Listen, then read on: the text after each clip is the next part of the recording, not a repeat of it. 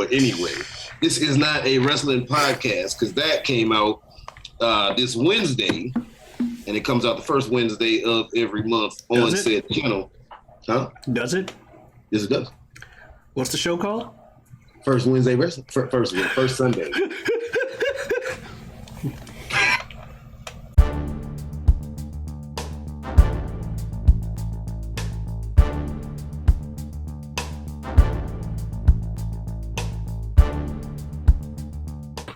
Ziggler. Hi, I'm Dolph Ziggler. You don't remember that? Ziggler. Hi, I'm Dolph Ziggler. He didn't say Ziggler. Hi, I'm Dolph Ziggler. He just said, hi, I'm Dolph Ziggler. I had to cheat because we're on Z. But he would go around people, hi, I'm Dolph Ziggler. It was like a quote that Dolph Ziggler had on his like early come up for like a small amount of time. But he would go around and say, hi, I'm Dolph Ziggler to random people. It became like his thing for a minute. I halfway remembered it too, and I even looked at the compilation for it. Huh. Fair Straight enough. up, yeah. Kind of like when Randy Orton used to go around, he used to like this too, when he go around with his shoulder messed up and tell everybody how much percentage he was to getting cleared. Oh, yeah. I think I remember that. That's a short-lived thing. But anyway, this is not a wrestling podcast because that came out this Wednesday, and it comes out the first Wednesday of every month on said channel. Huh? Does it? Yes, it does. What's the show called? First Wednesday wrestling. First Sunday.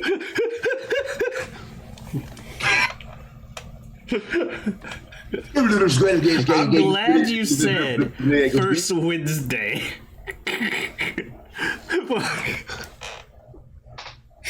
I just naturally. I thought you were gonna say first Sunday and then be like, oh no.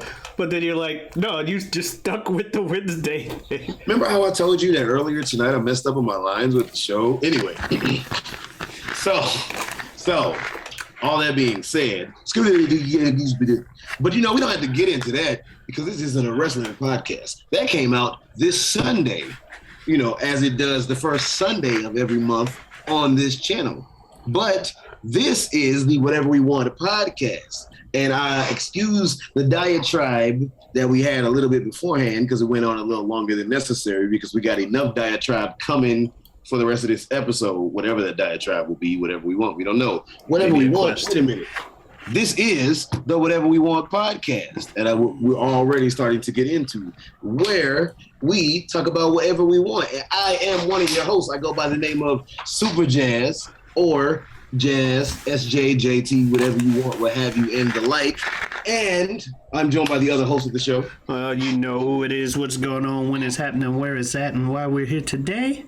How you doing? It is I, the sublimely magnificent big ugly himself, Omari Ellis, feogrande on YouTube, occasionally referred to as Pete on this show. I'm doing good too. Yes. What'd you say? I'm doing good too. Oh, doing good too, yeah.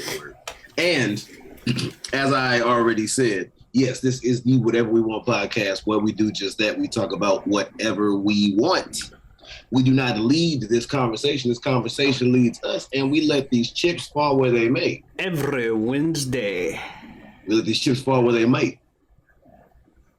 Every Sunday night. I'm not even gonna keep going. That was good.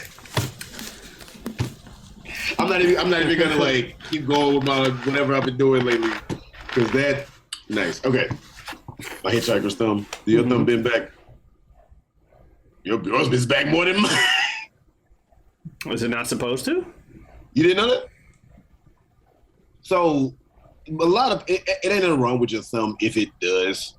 A lot of people's thumbs actually bend back either a little or a lot, but the average person's thumb is supposed to go up a little bit more like that. That's kind of painful. It's painful for you to hold it forward? Yeah, it's not natural. It's supposed to go up a little bit more like that, yeah. You set it back a little bit. Whatever. But, well, I got, the whole weird knuckle thing going on. That's painful for me. Is that painful for you? If I hold it too long. It's painful for me to do it, period. You and your sometimes this knuckle gets stuck. Did you know that it is impossible? Pops. You know it's impossible to move your ring finger all the way down without your index coming with it? Like Yes. if you were to bend it, I mean. Oh no, Yeah. pinky. That's right, pinky. You can't really like bend it without that. Well, bend the pinky without what? You can't really bend the pinky without the ring finger, or vice versa, bending with it. Especially the pinky though. To that. Okay, I can see that. Oh, yours. Bend your ring finger. Like bend it though, like in. No, like in like the first joint too. As if you were gonna hold something. I'm trying. Yeah, I'm yeah. trying. I can't even bend the first index part. Like that's even with your pinky. Okay. Well, Yeah. that's what I'm saying. It's pretty much impossible to bend your ring finger without your pinky following.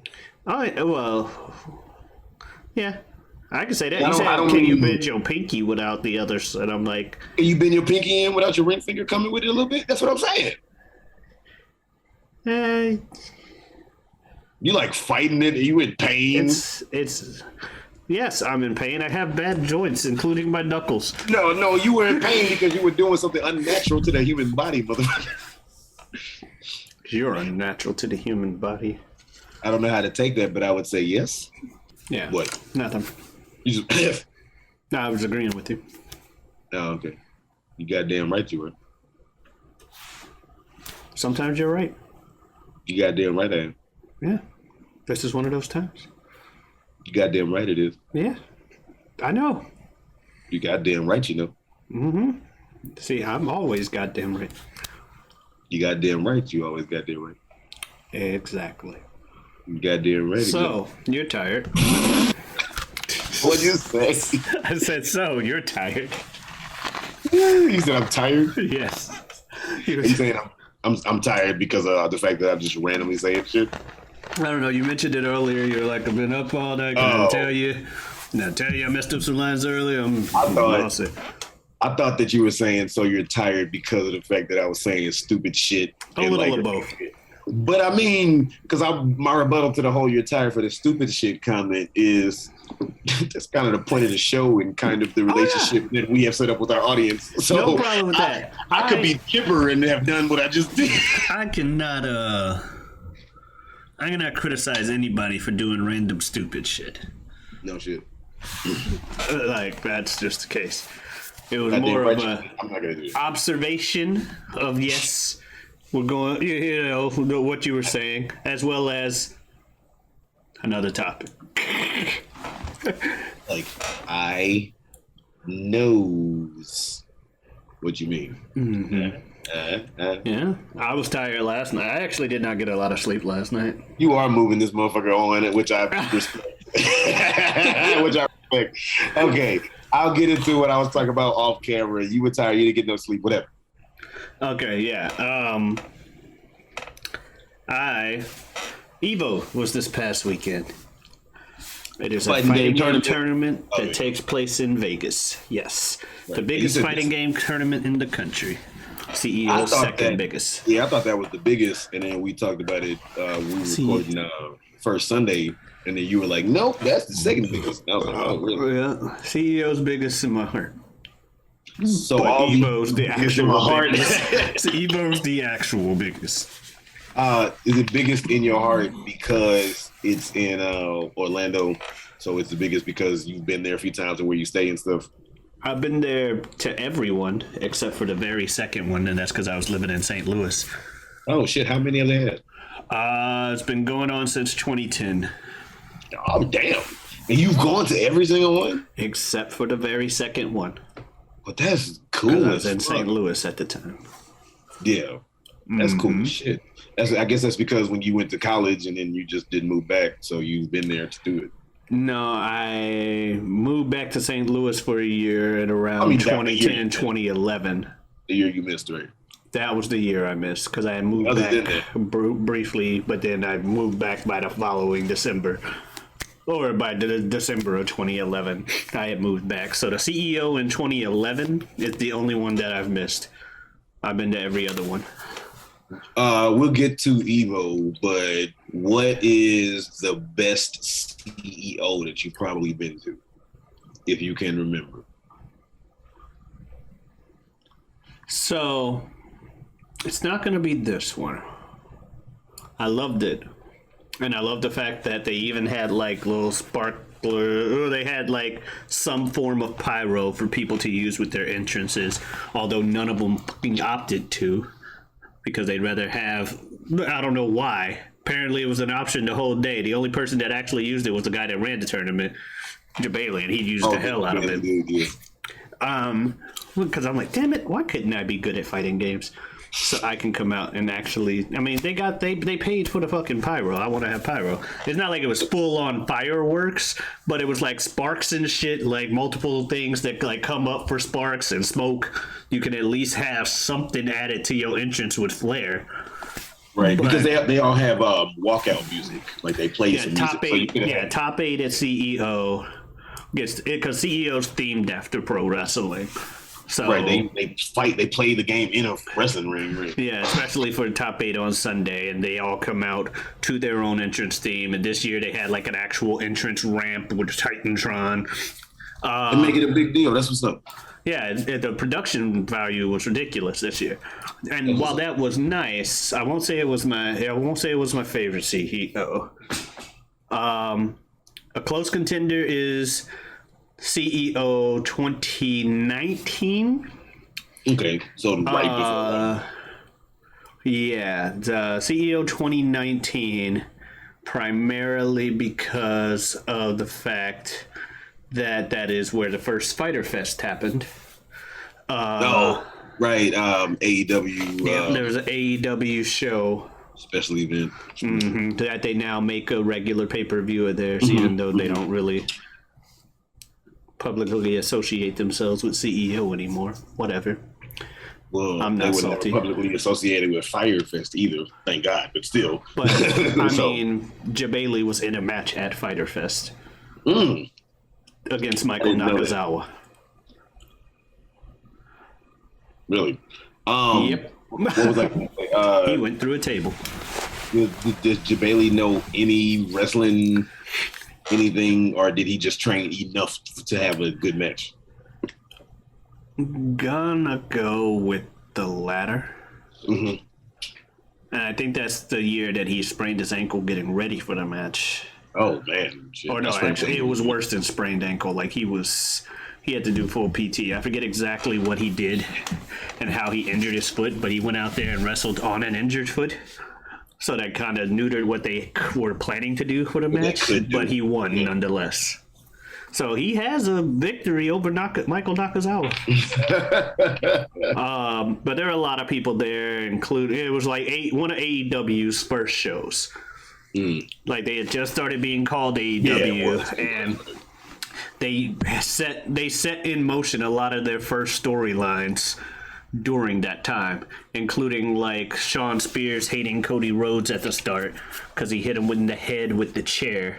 And if you go back and look at the footage of that shot, you probably would see this guy pop up in the background right after Cody gets hit with that chair. Didn't you say some people even said like, "Oh, you were the dude with the face"? Yeah, I'm the guy with the face. No, but I mean like. But no, I don't want you were holding up a big face, a big sign of your face. A bunch, yeah.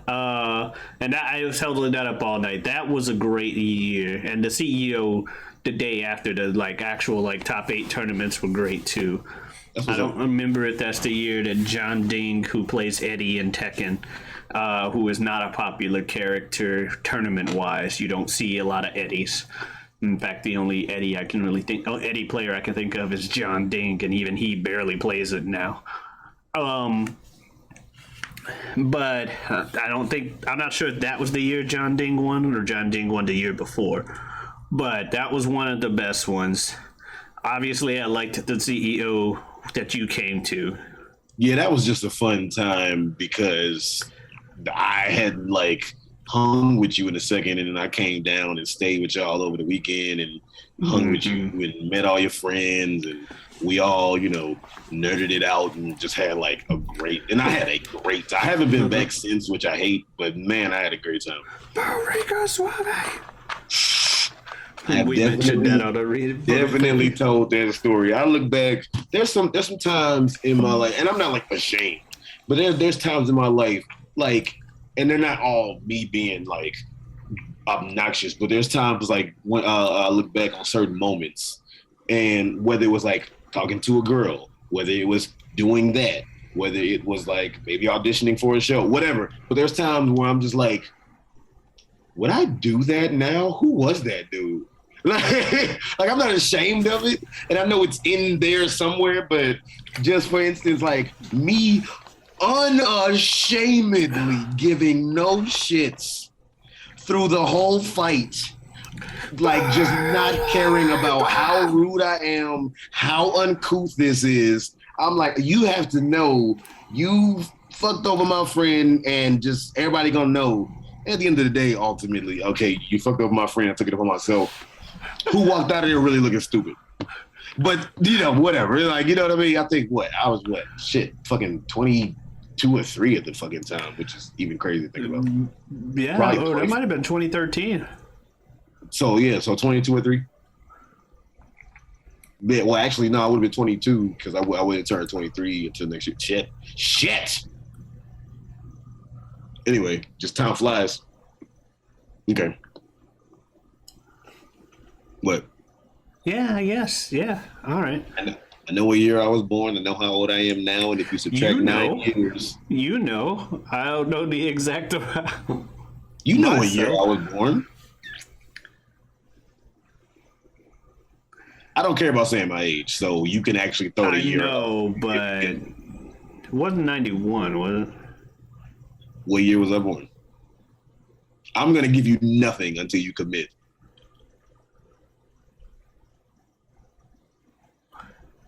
See, I thought you were making a big deal out of turning 30 this year, but you may have been making a big deal out of turning 31.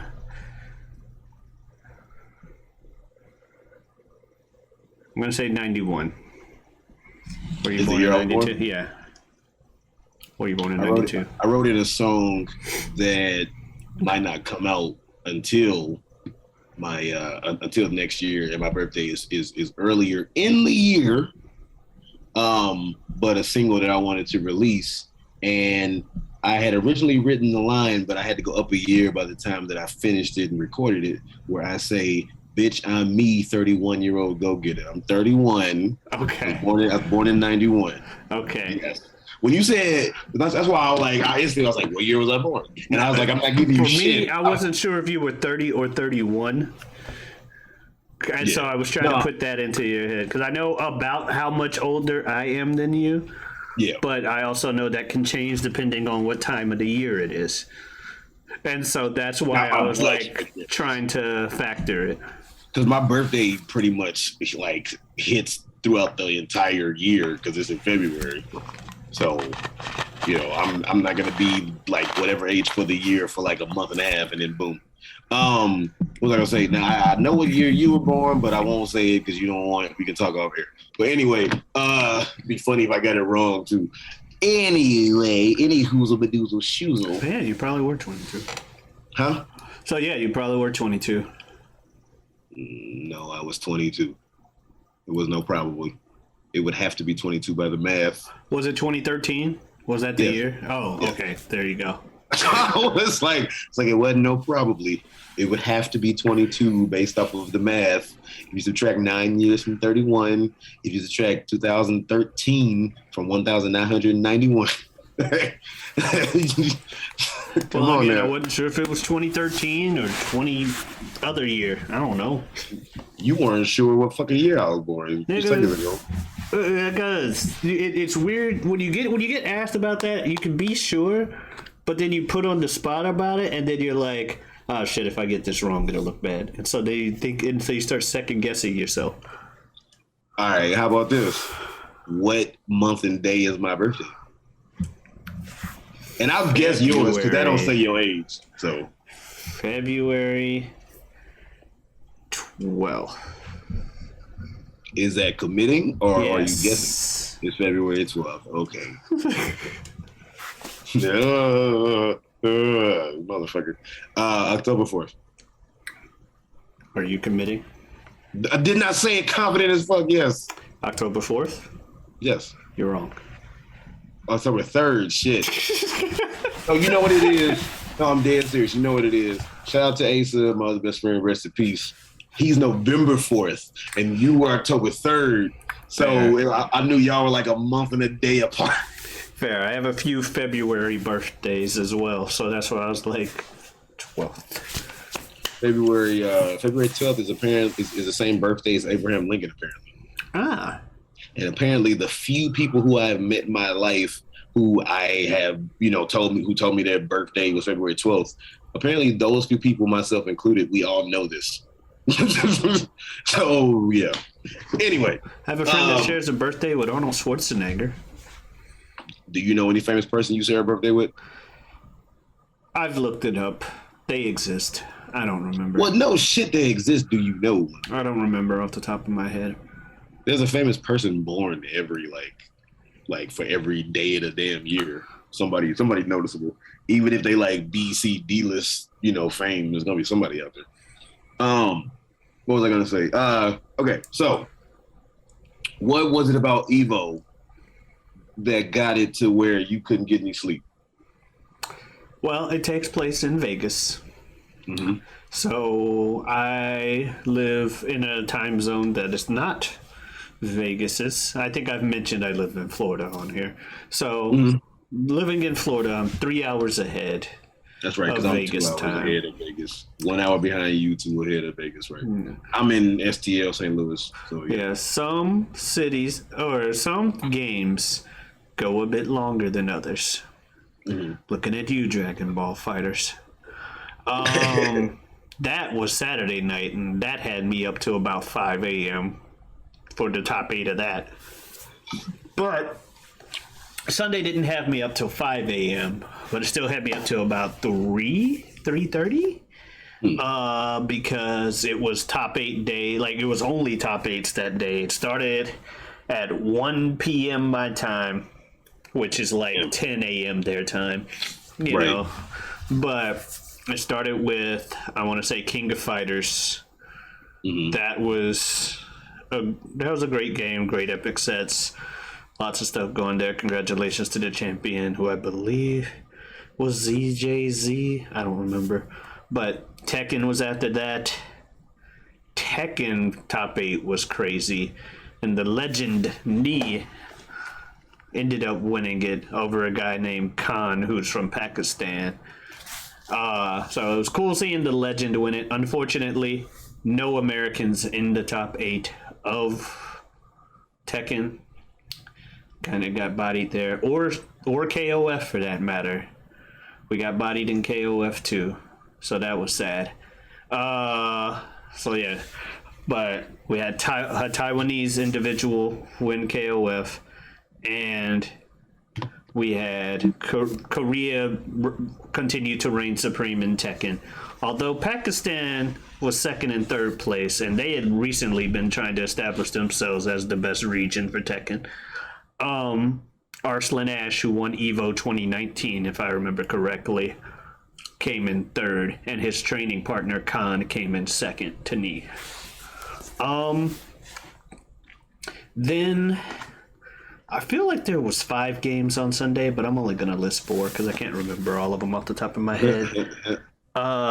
Street Fighter 5 had the best top 8 of the night. You know what? Fuck you and everybody else that hates Street Fighter. No, seriously. That shit was ridiculous. I like Street Fighter. I like playing it. I do not like watching tournament play. And I will very much say that the skill they possess and the time they put in very much shows is very much worth it. I am not downplaying or taking away okay, this is downplay, it's a joke. I'm not trying to take away from none of the skill, nothing like that, obviously, whatever. But for me to watch it, it is just, because it's a lot of what they call footsie, where you're feeling the opponent out, and that's not entertaining for me to watch. Nah, you wouldn't have liked watching Tekken, because depending on what you're talking about, depends on play styles of people. But Street Fighter V is a more aggressive game than 4. One thing I will say. Second off, the guy who won, or not who won, who got second, but the highlight of the night was one of the 2 Americans that made it into top 8 for Street Fighter V was a guy named Idom. Idom is a former Capcom Cup champion. Say that 5 One times. a few years ago. Apparently, I wouldn't be able to. The Capcom Cup champion. Yeah. That is a little bit of tongue twister. Anyway, But he still went into top 8 on loser's side, and he had to go through this guy named Mr. Crimson, who's been winning a lot of the online and other like smaller events this year, who plays Dalsum. Idom beat him. Then he had to go against, because Daigo and Tokido got sent into losers, Daigo Umehara. You might have heard of him. Daigo's been around forever. Yeah, okay, yeah. Like, Daigo Umehara, for those of you who don't know, is a fighting game player who's so good there's a literal Japanese manga based off of his life. I ain't even know that. No, you talk about like legend. He's like legend of legend when it comes to Street Fighter. And still getting top 8 at age 41. That man is, he's the GOAT as people list him. But so has more accolades. I hear you. You can have multiple GOATs as far as I'm concerned, because especially in individual sports, I'm sorry, it's like, dude's always there, and he's just consistent. He's just a pillar of consistency. Daigo. My phone agrees. My phone agrees, apparently. I was gonna say there's the famous YouTube video of Lupe Fiasco and Daigo playing each other in Street Fighter. Oh yeah. Lupe Fiasco beating him. Yeah. But, and then very graciously like bowing to him and like thanking him and all this, like knowing damn well. There's no way in hell, right? I mean, it's like, and I think we previously talked about this on another episode for a second, because I remember saying, I was like, it would be like if Daigo had to challenge Lupe in like spitting bars. It's like, you go into the other one's wheelhouse, this ain't gonna happen. Yeah. But all of a sudden, if Daigo got the better of Lupe in a rap battle, like, would have cracked me up. Because none of us would understand a damn thing he's saying, and also it would be so against the personality that people associate with Daigo for him to just bust out and start rapping. He's so chilled out and shit. Yeah, but Daigo lost to Idom in losers. Then Tokido, a former Evo champion in Street Fighter V, also lost to Idom. So this dude is apparently a beast. By the time he got to losers finals, he was going against Gachi-kun, who, like Idom, is a former Capcom Cup champion. And he's here battling Idom for second place in what's possibly the last SF5 top 8 at Evo since SF6 got announced. Like, there's going to be one at Evo Japan, but at actual Evo... Oh, they might retire the game, you mean, to move to the next one? Yeah, because that's just what Evo does. As far as their main titles, it'll be a side game, definitely. But as far as their main focus on these titles, Street Fighter 6 is next year's Evo. Yeah, because a lot of times, if like a game is like stupid popular, it doesn't matter if like a follow-up sequel comes out or not, they will still keep that popular game in rotation. That's only mattered for Smash. Everybody else just moves on. That's part of the reason why I was like, man, Melee needs to die, just because it's its time. It's cool that Melee's still going, and I think a lot of the people who were holding that tournament that game hostage in top 8s are like starting to move on with their lives and or not be able to play as well because age is seeping in. I was gonna say Melee. This well, not Melee, but Smash has its own tournament separate from fighting game tournaments, which I always thought was so funny and crazy. And they have them at fighting game tournaments. Not this year at Evo, though. I did not know that. Yeah, not this year at Evo, though, because Multiversus was the game this year. There was a dude, Hungry Box, who was like the underdog that ended up winning, and we talked about him previously. And then, what was it? The Four Gods was like Dr. PP and YouTube King and some other shit. Hungry Box and Armada. Okay. Yeah, and Mango. So it was the Five Guys. Yeah. Okay. Anyway.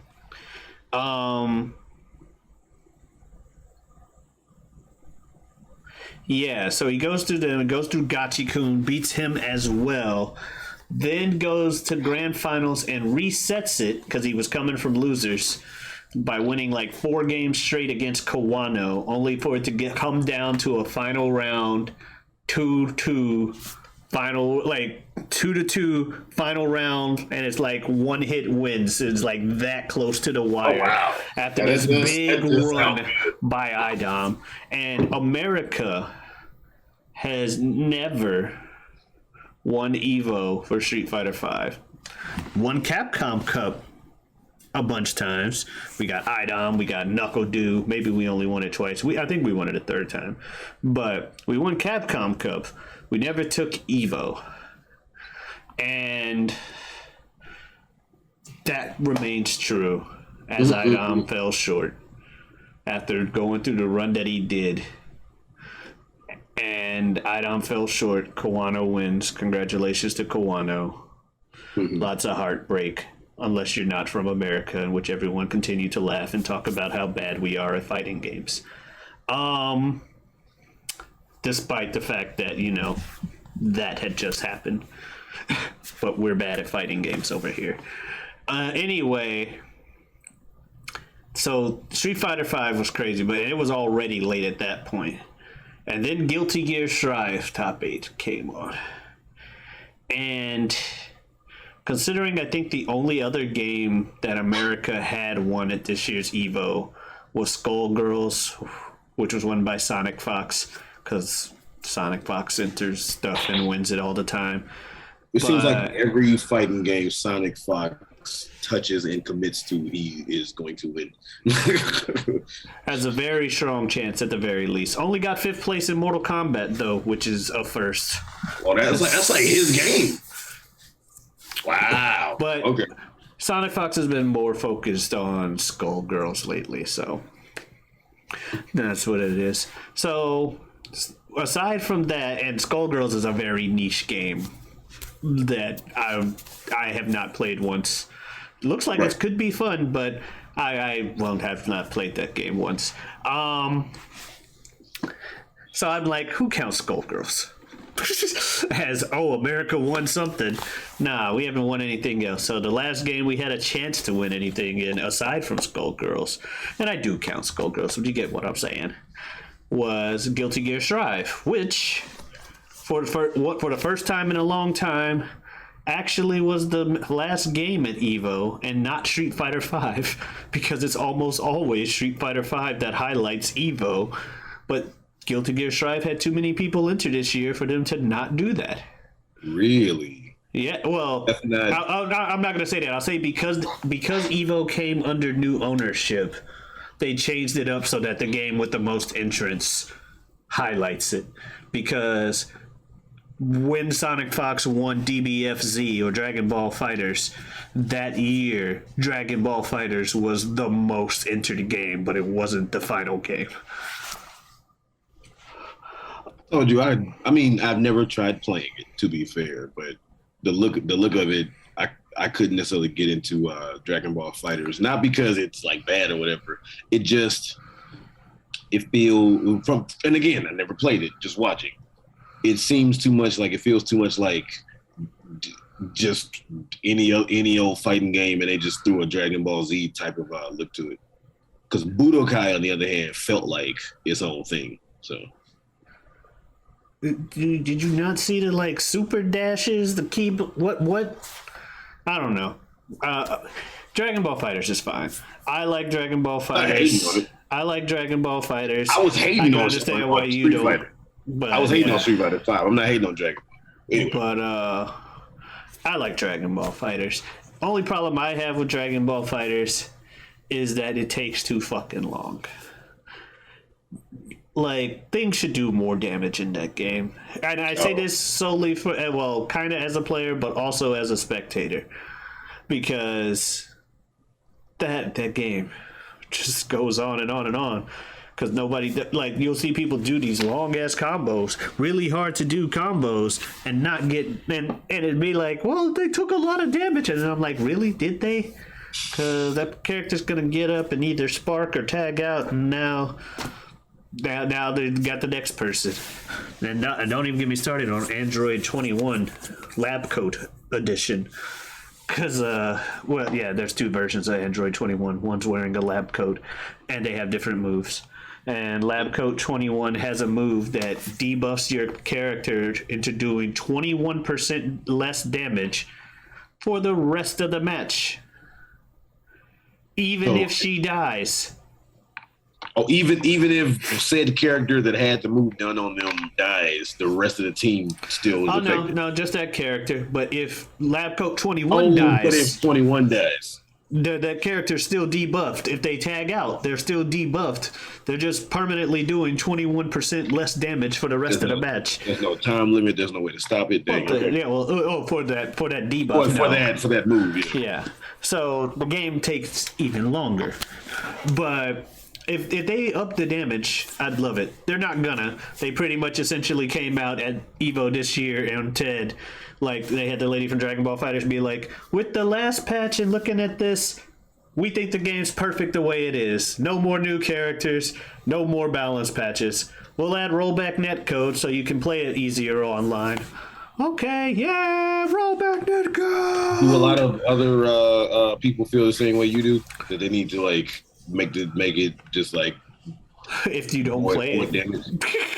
Or if you don't play it, yeah. In my opinion, that's my opinion. But I'm also dopamine to the max. Like I said, I'm part of the problem with society. I like stupid shit, or I like haha, flashy colors go boom. So. And I don't like the game to take like 4.5 hours to get through a top 8. So and a lot of people do believe that the game takes long, but to say the game is bad, no one says it's bad, and some people say it's bad, but mainly people, mainly people who it ain't my game, so I don't like it. What was I going to say? I was going to say something and now I forgot. Yeah. I don't know. Oh yeah, at the end of Tekken, they had a teaser that could be Tekken 8. Mm-hmm. And why do I say it that way? Because they never used the words Tekken 8. They just they showed a trailer for like a balance patch for Tekken 7. It's like, Jesus Christ, guys, this game is like 7 years old. Can we got Street Fighter 6, we got so and so. Can we get another Tekken? And then like at the end of the trailer about their like upcoming Tekken World Tour or whatever, they showed the classic memed scene of Kazuya taking Heihachi to the cliff and dropping him off from PlayStation 1 and turn, look at the camera, do the weird smile in all its 1996 polygonal glory, and then it just cuts to like a modern day version of Kazuya smiling at the camera, and it just says "Get ready," and then it paled off, and people were both excited and also really confused because they didn't say anything else like Tekken 8 or nothing. It was just like that's a great teaser. What was that? Sounds like it. And then it cuts to like the commentators like, losing their shit, and Harada, who's behind Tekken, he's there with the commentators losing his shit too, doesn't say nothing, just leaves. It's like, but what? Now the Game Awards tweeted out that thing almost instantly. They tweeted out that like get ready thing, and so people are like, so we'll hear more at the Game Awards. Like, because they tweeted that shit out. Hey, look what happened. Get ready. Like almost like they were ready to tweet the get ready. Right? They're like, get ready, guys. For whatever they're saying, we at the Game Awards just really want you to be ready to hear more news about Tekken 7 or Tekken 8 maybe for no reason. Street Fighter 6 had some trailers. A new black chick named Kimberly. She seems cool. And Juri comes back from 4, so that'll be fun. Street Fighter 6 looks interesting. Then Guilty Gear Strive came on. Oh yeah, to my earlier point. We had about 4 Americans in that top 8. 3 of them were in losers bracket. But, we still had a chance. Let's get another win at this here Evo. Because there it is, the American flag over my shoulder. I still like this country. I may complain about it. It has its faults, but I still like being an American. Anyway, so top 8 goes, and not gonna lie, while I stayed up, I was kind of snapping in and out of sleep. But before I knew it, it was 3 o'clock in the morning, and I'm sitting there, and it's grand finals, and Umi Show from America apparently wins the tournament. That is a very Asian sounding name. Yeah, some white individual from America. A white person? Yes. With that name, wow. Yeah, Umi Show. I mean, I'm a black guy that has a gamer tag of feogrande. Right. No, it's not completely like unheard of or impossible. But if somebody was to see feogrande and think that you were a Hispanic person, so yeah. Yeah. Anyway.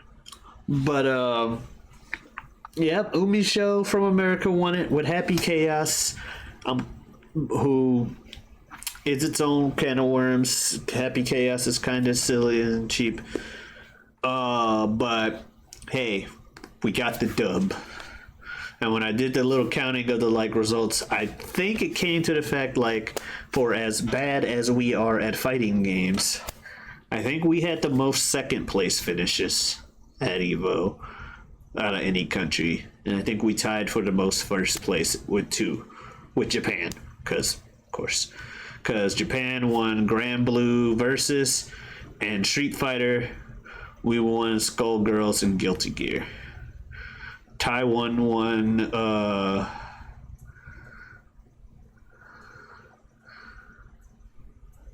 actually, no, Japan might have won DBFZ. No, France won DBFZ. France won Dragon Ball Fighters. It was people from all over the world for real. Yeah. Wow. Yeah, there was a person from France that won Dragon Ball Fighters. And that was a close grand finals with a reset with the American versus it wasn't Wawa, it was the other one. I don't watch enough. Yasha? I want to say Yasha. The Frenchman. Anyway, France won Dragon Ball Fighters. Taiwan won KOF. Korea won Tekken. And yeah. But it was a fun tournament to watch, at least the parts that I could stay fully focused on because it wasn't 3 in the fucking morning. Well, yeah, because when it was 3 for you, it was only midnight for them, which is late, but it's not 3 in the morning, right? Exactly. So I'm like, okay. Watching the top 8s was phenomenal as per usual. Street Fighter, even though I have stopped watching it as much myself, especially once 6 got announced, I'm like, I don't care. One thing I will say is no matter how I feel about watching professional Street Fighter, Evo Street Fighter always seems to fucking deliver for me, and it did. For top 8, I didn't even watch regular tournament Evo Street Fighter. I was mainly watching shit like Guilty Gear or other top 8s or other games. You know what I've always liked to watch? It's not the only thing I've liked to watch, but fighting game tournament, big time, fighting game celebrities play, I do this for a living type of tournament shit, is all the Marvel vs. Capcoms. That has always been my shit. Did you like MVCI? Didn't even know that was a thing. Marvel vs. Capcom Infinite? Did I know that? It's okay. The game, there was an Ultimate too, right? Ultimate Marvel vs. Capcom 3 was pretty much every MVC3 after the first year. Okay, which one was the one where they took it from 3 to 2 people and it was more 3D-ish looking? Infinite. So I did see some of that. It was not. They tried to go a different route with look and style, So it was fun to watch, but it didn't capture the same magic as like old Marvel vs. Capcom. And it was ugly on release. The game as a whole was ugly on release. And I still liked it, and it had good mechanics, but Capcom pretty much released that shortly after having the shitty launch that 5 had. Because 5 ended up being a great game when all was said and done, but it had a horrible launch. Marvel's Capcom 5, Street Fighter 5, sorry. Okay, because Street Fighter 5 had a horrible launch, and that really hurt Capcom. Cross Tekken being a boring spectator game, we both can agree on that one. Street Fighter Cross Tekken. Right before it, we were with the crowd, half pretending to fall asleep during the top 8 for that game. This is the thing. I half remember doing that, but not fully. It shows you how much it kept my interest. Yeah, though that game was, I think people called it Jab Cross Time Over instead of Street Fighter Cross Tekken. Because that's all they felt like happened. Yeah, that was a snooze fest, that game. I will agree wholeheartedly. But Street Fighter Cross Tekken had a release where they had DLC planned, but they had already pretty much finished the characters and had them on the disc.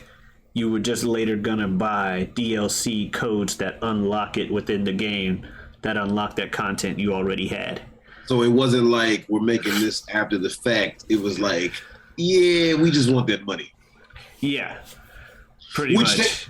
To be fair, behind the scenes, they probably do that with all like DLC or other shit. Not all the time, but with a lot of DLC for other shit. It's just they made it blatantly obvious by doing that. Yeah, and they did, and that could be a thing, but I feel like nowadays with the way they do it in seasons and stuff like that, there's time put into them to add. They're clearly an additional character, especially when they play nothing like a launch character does. So that hurt them because I guess people felt like... Reputation-wise, right there, big hit. Money-grubbing bitches, right? Mm-hmm. Follow it up, shitty launch for Street Fighter 5. Where it was mainly... Alright, so you go buy Mortal Kombat 11.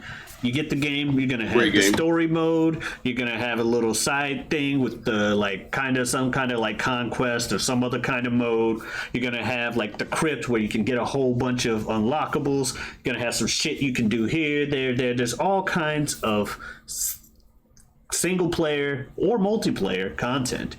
Street Fighter 5 was like, here's your versus mode. We have some kind of like half-ass story mode where you play like 2 or 3 stages with the character and go, haha, it's a story. But that's it. Don't worry about arcade mode. We don't need that. We got versus mode. We got training.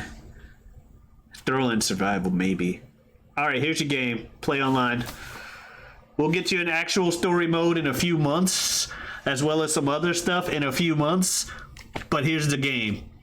So you're saying normal game price. So you're saying launch-wise, was it so much that the game wasn't finished, or was it the launch was just like, man, fuck it? The launch wasn't complete at launch. Okay. Because when you said the launch, the launch. Well, when you got people paying $60 for a game that only really has versus mode and online mode. Right. If you ain't heavy into the FGC or playing this game professionally, you ain't giving a damn. You want the single player content. So that tanked them even further. And they're like, well, here's a free patch that put in a cinematic story mode. And then later they came up with Arcade Edition that added arcade mode story in an arcade and all this stuff. Yeah, they added more stuff later, and then they, through patches and changing the game, added more mechanics to make it like where Street Fighter 5 now is, in fact, a very, very complete game, well polished and fantastic. However, your first impression for that game did not help. Right, and then they followed it up with Marvel vs. Capcom Infinite. Which was right after a game that people already was soured on, I guess. Yeah, after 2 of them. And then you come up with the first thing people kind of made fun of, even though it was a work in progress, was the quote unquote ugly Chun-Li that they had, where Chun-Li did not, because Chun-Li, has always been considered like one of the more attractive fighting game character females. Oh yeah, they make her look that way on purpose, right? Yeah. She didn't in the first trailer. I'm not going to say she was, quote, actually ugly, but she wasn't what people were saying. It was enough to make you go like, that's what they do? That's a weird take for Chun. At the very least, you'd say that's a weird take on Chun. Like when you first saw it back then. You recoil like you recoil like you saw something disgusting. That's how you look like. It's just like that's how you do it. Well, just like, oh, okay, yeah, no, that's fine. It's just staggering.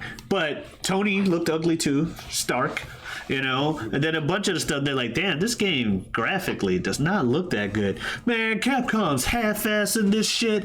Also, there's no X-Men characters or Fantastic Four characters, which means no Doctor Doom, who has been a pillar of or who's been a staple of the Marvel versus Capcom series, Doctor Doom, since he, has been playable in 2 and 3. You saw a lot of Doctor Doom, especially in MVC 3. About to say 3, he was like fucking the anchor. But you know who else you saw a lot of in the other Marvel games?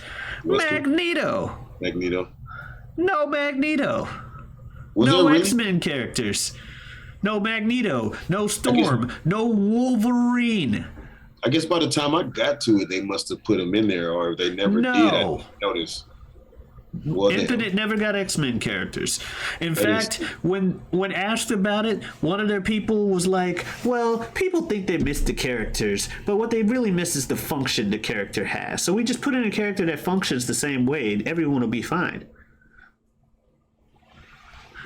Yeah, that was not good from a PR perspective. Everyone's like, oh, functions? Okay, but fuck you with your fucking shit. They don't give a shit about nothing. Now, granted, it's on Disney, not Capcom, that X-Men characters weren't in the game. Getting the whole the licensing thing. That's what I was going to say. Yeah, granted access to the licensing of the characters. And it's not like a one-off license. It would have to be a perpetual license to be able to sell the game with the likeness of these characters. And they were doing their whole shit with Fox and trying to act like X-Men didn't exist at the time. And so that's what they tried to go with and be like, y'all never wanted X-Men to begin with. Don't lie. You don't want Magneto. You just want a character with like flight and triangle dashes. So it was basically them trying to act like it wasn't that, but it was really just red tape. Yeah. That was fucking them up. Okay. But it still did not look good from a PR standard. Then the game came out, the character select screen seemed kind of just slapped on there, as opposed to the fucking giant globe want to take you for a ride in MVC2 or the comic book page style of MVC3's whole thing. This game's just kind of bare bones. Here's your fucking game, play it. Now, with Street Fighter V and Marvel vs. Capcom Infinite, if I'm being honest, playing wise, games were fine. Unfortunately, everything around them made people not really give a damn about how good the game plays. Doesn't matter how well your game plays if no one wants to fucking play it. This is facts. I was gonna say 2 Marvel's Capcom Infinite, it went from a 3-person team to a 2-person team too. That was another thing. Yeah, but MVC1 was 2v2. And that's what they were trying to do more like. Because I remember, like, the few games I've caught of it because it's not that much tournament play of Marvel vs. Capcom Infinite. Oh, no. People went back to 3.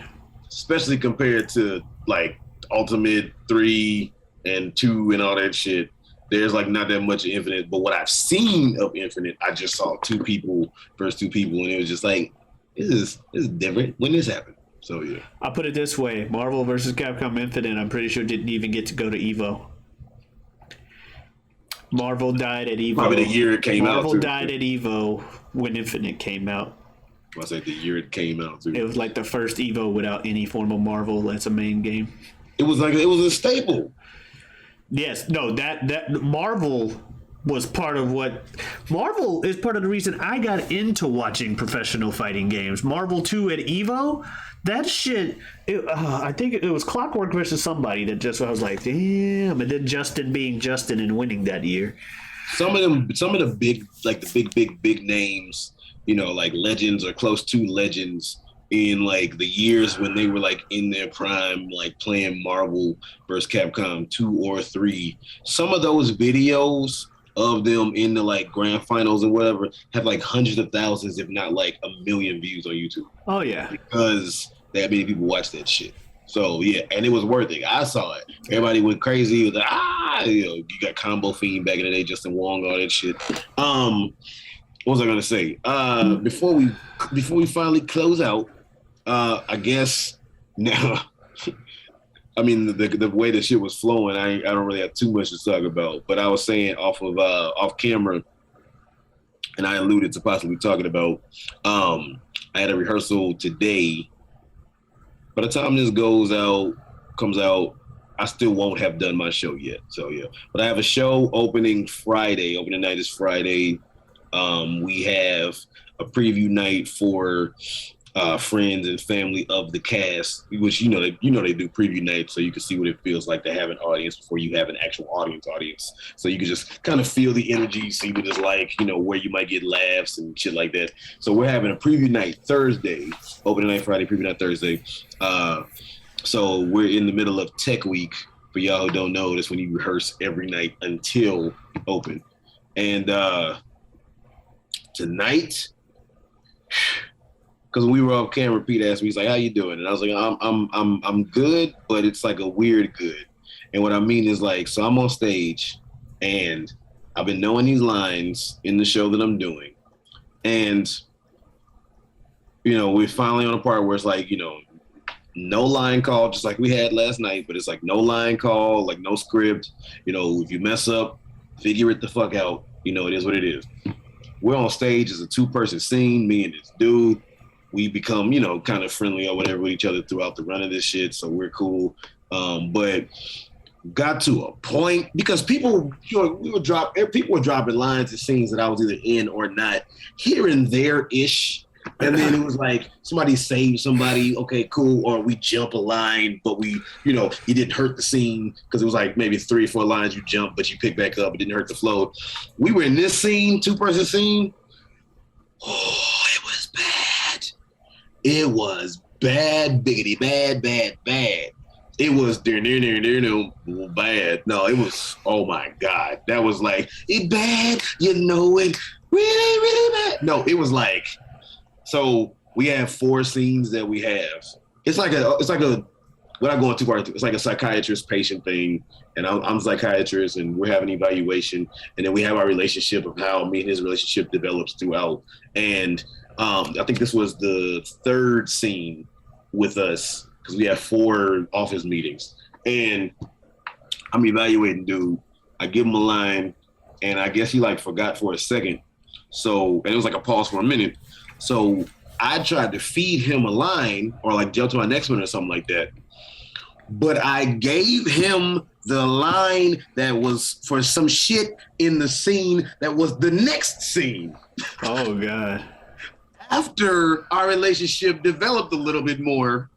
So it was the next scene and I fed him that line.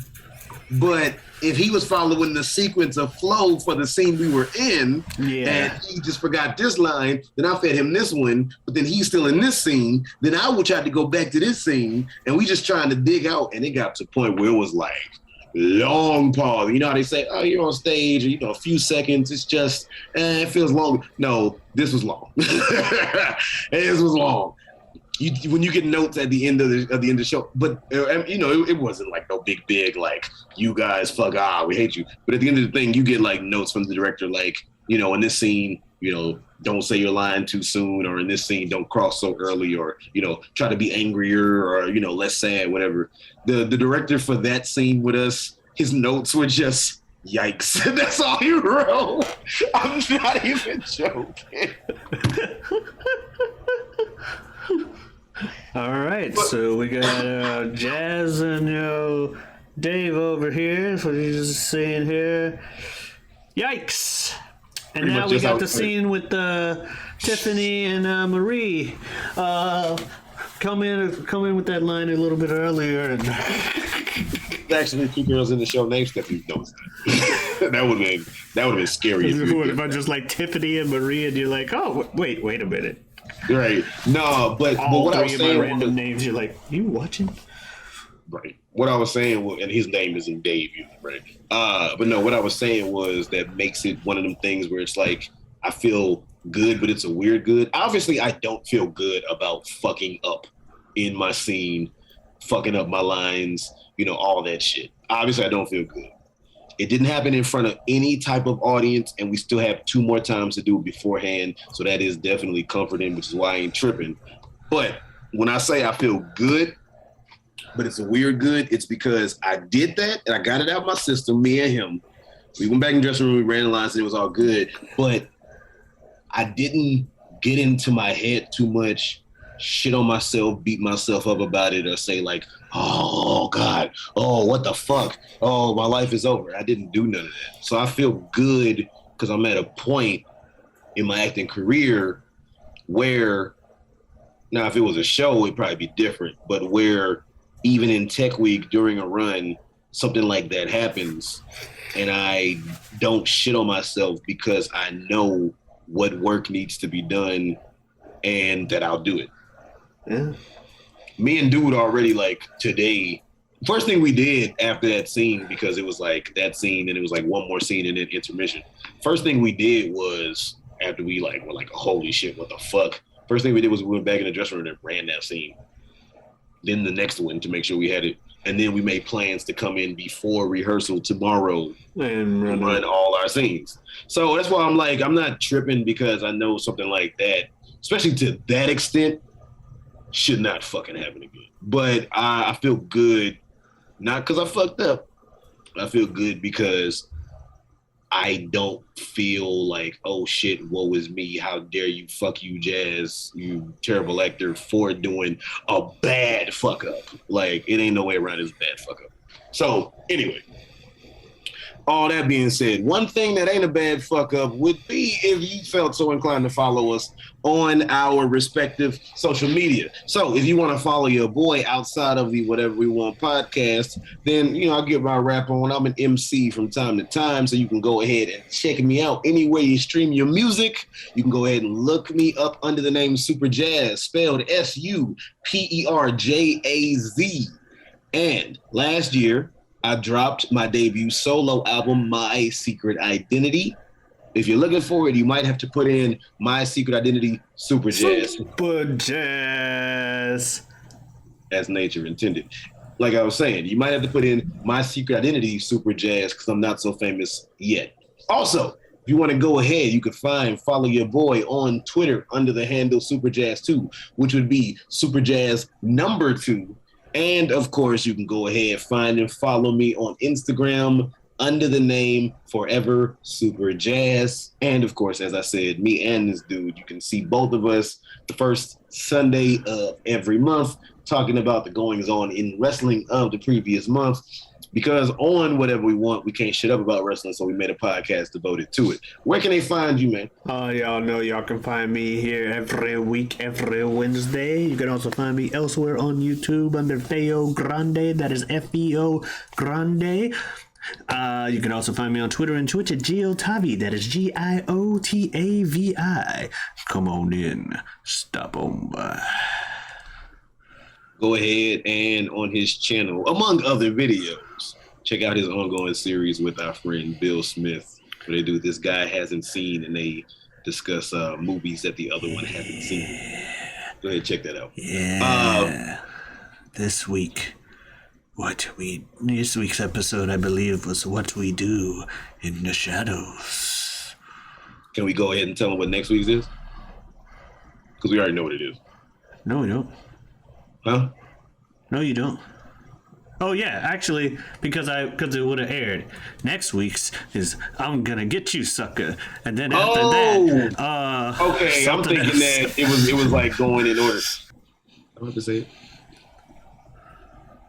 But one thing I will say is because I'm not gonna forget my line because I don't have to remember anything to say this. But whether it's about Evo, whether it's about place, whether it's about opposable thumbs, I got one. What are we gonna talk about next time? Whatever we want. You're goddamn right, everyone. Be nice to yourself, everybody. Adiosness. That was a callback. Yeah, damn right, whatever we want. Yeah.